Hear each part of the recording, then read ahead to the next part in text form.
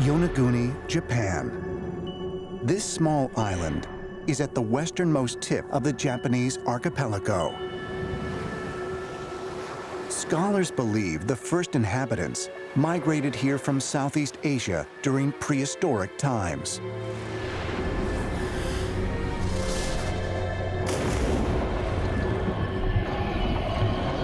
In 1987, in nearby waters, dive tour operator Kiichiro Arataki made a shocking discovery. A massive complex of stone formations lay hidden a mere 60 feet beneath the ocean surface. Experts call it one of the greatest discoveries in the history of underwater archaeology.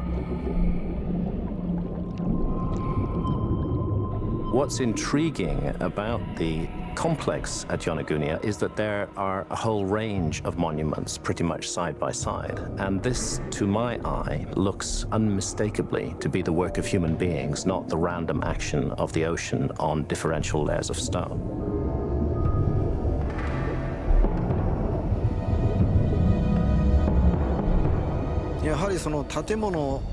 There are several reasons why I think this is not a natural formation.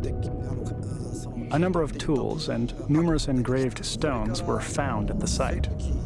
Because of these things, there is no doubt to me that this was made artificially. Submerged beneath 60 to 100 feet of water, the largest of the formations resemble a massive 5-layered stepped pyramid, the size of 2 football fields.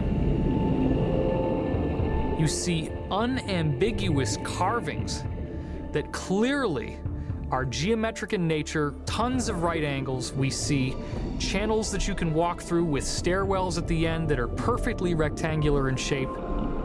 There are places where you find megaliths piled on top of one another to create a tunnel through which you can swim. There's a set of megaliths positioned side by side against the side of the cliff. There's a gigantic human face carved underwater. There is a stone in which is carved a face almost 23 feet tall. Our first impression was that it looked a lot like the Moai on Easter Island. Then we began to realize that it strongly resembled the Sphinx, which guarded the pyramids. We wondered if that might be the function the face is also serving here. It's the whole combination of all these structures together which convinced me that we're looking at a ceremonial complex. The mystery surrounding the Yonaguni underwater structure is, when did it go underwater? The geological evidence is that it was submerged during the meltdown of the last ice age.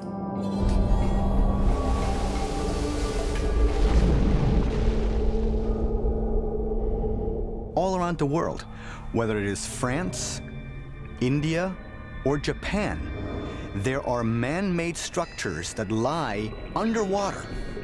2 ways how our ancestors could have done this.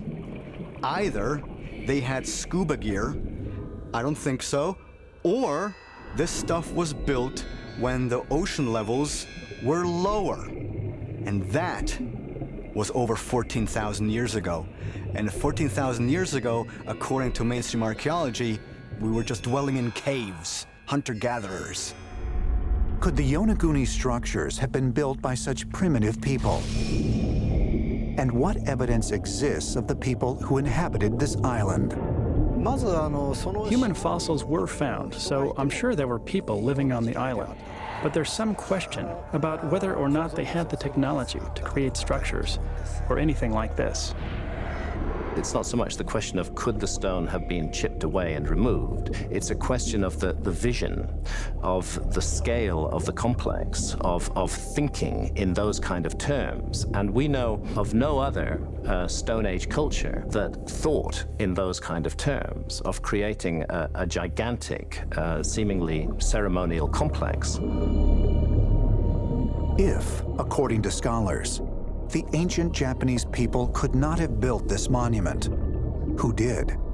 And how did it get here? speculation is that extraterrestrials created the Yonaguni Monument. The engineering is just beyond the capacity of Stone Age civilizations.